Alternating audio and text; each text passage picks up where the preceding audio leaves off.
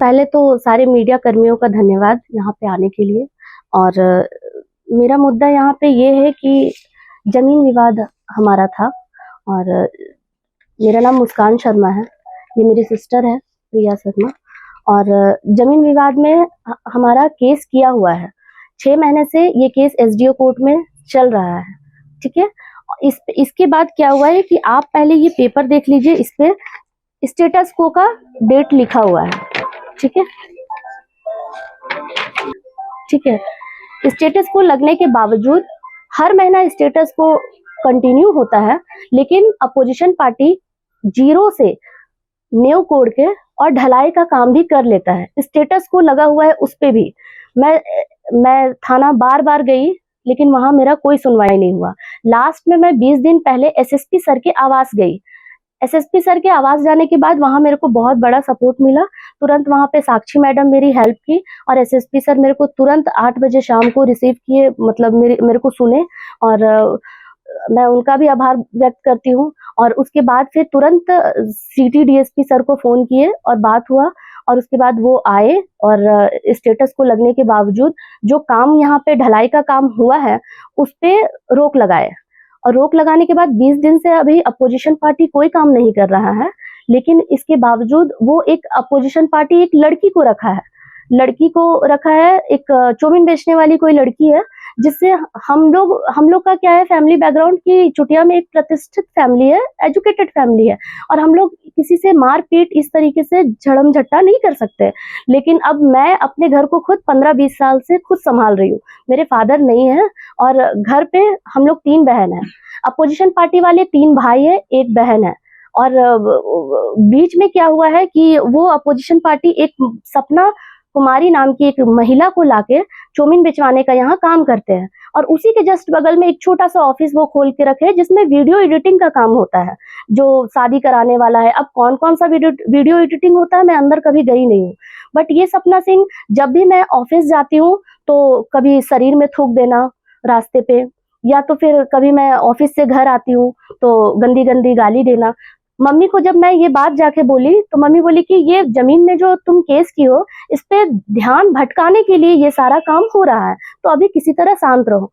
But कहते हैं ना कि इंसान का ध्यान 10 तरह का होता है, घर संभालो, फैमिली, बच्चे।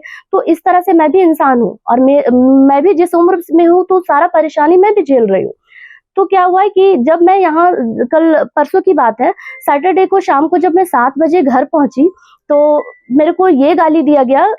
वो बर्तन धो रही थी तो मेरे को ये बोला गया, आ गई डी गया। ठीक है, ये बहुत अभद्र गाली हमारे समाज में बोला जाता है। ये तो किसी दुश्मन को भी बोलने से पहले हम लोग सोचते हैं। तो फिर हम लोग क्या किए, मैं उसे रिप्लाई दी कि तुम मुझे गाली क्यों दे रही हो। गाली बस इसका 3 बार हम पे हमला जो हुआ, वो पहले गाली देती है, उसके बाद जब मैं इधर से रिप्लाई करती हूँ तो वो बात से रिप्लाई नहीं करती है, वो शारीरिक हमला करती है।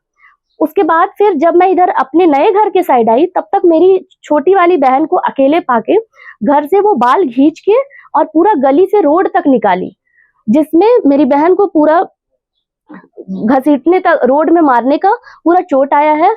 आगे से पूरा बाल उखाड़ दिया गया है, जिसपे मैं आपको मेरी बहन का बाल को आगे उड़ा दिया गया है। ठीक है, ये एक है। ठीक है, और कपड़ा फाड़ा गया है। कुछ भी झगड़ा हो, एक महिला के लिए उसकी इज्जत से बढ़ के कुछ नहीं है। अब आप एक लड़की को बीच बाजार में कपड़ा खोल के मार रही है, मतलब आप किस हद तक गिर गई हैं। मैं नजदीकी थाना गई तो मेरे को 10 बजे तक वेट कराया गया। उसके बाद उससे पहले जैसे मैं थाना जाती, सपना कुमारी, वो जो महिला है, औरत है, वो खुद पहले थाना पहुंची अपना सर को ऑटोमेटिक फोड़ के, क्योंकि ऑलरेडी मेरे से विवाद होता, इसलिए मेरे घर वाले मेरे को इस घर पे बंद कर दिए कि ये लड़ाई कर लेगी कहीं, क्योंकि मेरी बहन, मेरी माँ को रोड में मारा जा रहा है तो कोई भला बड़ी बेटी कैसे बर्दाश्त करेगी। तो इसलिए मेरे से लड़ाई हो, इसलिए मेरे को घर में बंद कर दिया गया। जब ये सारा कुछ हो चुका तब मेरे को दरवाजा खोला गया। जब मैं देखी, मैं तुरंत महिला थाना बोलती हूँ, चुटिया थाना हम पहुंचे। वहां पे प्रभारी थी, मैंने प्रभारी मैडम को फोन किया, मैम को मैंने फोन किया, उनका रिप्लाई था मैं नहीं मिलूंगी। फिर दूसरे मेरे को जो हमारा केस देख रहे हैं, अजय नाम है, वो नहीं थे, शायद बोला गया कि उनकी वाइफ का तबीयत खराब है या कुछ। उसके बाद जब मैं मैम से मिलने की कोशिश की तो काफी मशक्कत के बाद मेरे को मैम से मुलाकात हुई। मैम से मुलाकात करने के बाद वो मेरा एप्लीकेशन ली, लेकिन मैम का एक बात मेरे को तकलीफ लगा। वो बोली कि ये लड़की का बहुत खून बह गया है और मेरी बहन का खरोच आया है, बाल तो दोबारा उग जाएगा। अब आप एक बात बताइए कि अगर किसी का खून निकल रहा है, वो भी एक खुद से अपना सर लड़की फोड़ के खून निकाल रही है, और खून निकला हुआ वो ज्यादा पीड़ित है, लेकिन किसी का पूरा बाल उखड़ गया है और रोड में घसीट के किसी को लात घुसा से मारा जा रहा है, वो पीड़ित नहीं है। अभी आप क्या चाह रहे हैं? मैं बस ये चाह रही हूँ कि जिस तरीके से 3 बार हम पे हमला हुआ है, और 3 बार हमला के बाद इससे पहले जब मेरे पे हमला हुआ, तो मैं उसके कुछ फोटोज दिखा रही हूँ। ये मेरे पे हमला हुआ था, और भी बहुत सारी फोटोज है। मैं एक छोटा सा डेमो दे रही हूँ आपको, ठीक है। इस तरीके से मेरे पे हमला हुआ और मैं 20 दिन बेड पे रही थी, लेकिन प्रभारी मैम को मेरा ये खून नहीं दिखा। लेकिन अभी जो सपना कुमारी वहां पे जा रही है, अपोजिशन पार्टी का जो हायर किया हुआ बंदी है, वो अगर जा रही है तो तुरंत उसको, मैम को उनका खून दिखा, उसको इलाज के लिए ले गया और उसका एप्लीकेशन भी लिया गया। बट मेरा एप्लीकेशन, मेरा एफआईआर अभी तक नहीं हुआ है, और मेरा एप्लीकेशन सेकंड डे 11 बजे लिया गया, 1 बजे, सॉरी, मेरा एफआईआर नहीं हुआ है अभी भी एफआईआर नहीं हुआ। थाना वाले, जैसा कि आपका कहना है कि सपोर्ट कर रहे हैं, लेकिन आपको एसएसपी सर तो सपोर्ट कर रहे हैं। एसएसपी सर मेरे को सपोर्ट कर रहे हैं, और अभी इसलिए तो मेरे जमीन में जो काम हो रहा था वो रुका है। मैं सोची हूँ कि मैं कल एसएसपी सर के पास भी जाऊंगी, लेकिन इससे पहले मैं सोची थी कि इस तरीके से जो हम लोग के साथ एक चुटिया, एक प्रतिष्ठित जगह है, यहाँ पे एक बहू बेटी को रोड में घिसट के मारा जा रहा है, तो ये कहाँ तक उचित है।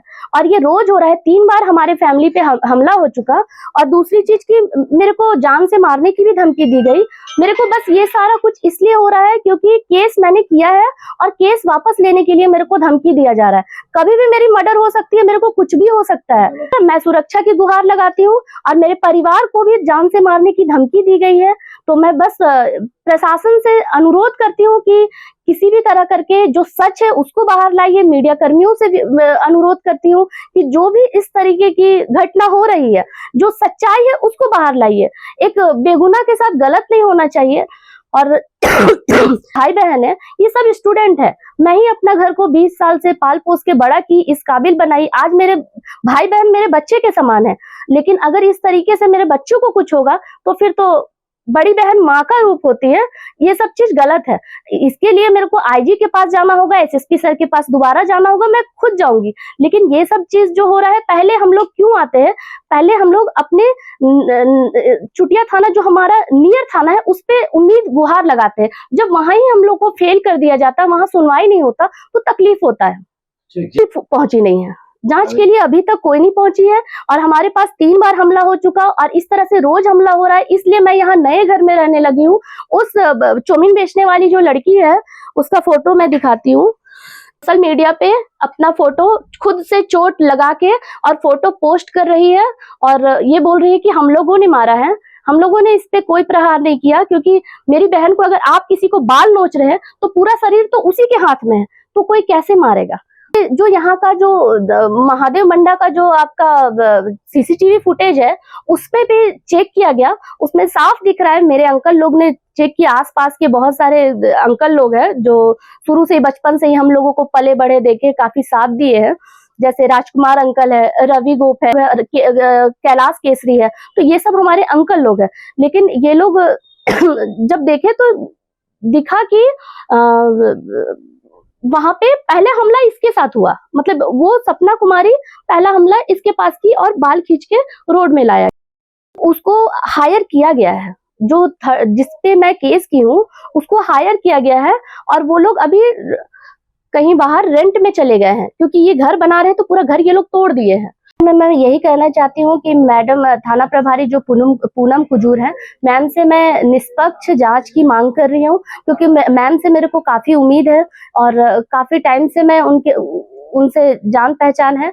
तो मैं बस ये चाहती हूँ कि जिस तरीके से मेरे परिवार के साथ अन्याय हो रहा है, मेरी बहन के साथ मार धाड़ हो रहा है, मेरी मम्मी को साड़ी फाड़ के रोड में मारा जा रहा है, तो इस तरीके से ना हो और निष्पक्ष जांच हो। अगर मैं गलत हूं तो मुझे सजा दी जाए, अगर वो गलत है तो उसे सजा दी जाए, लेकिन निष्पक्ष जांच हो।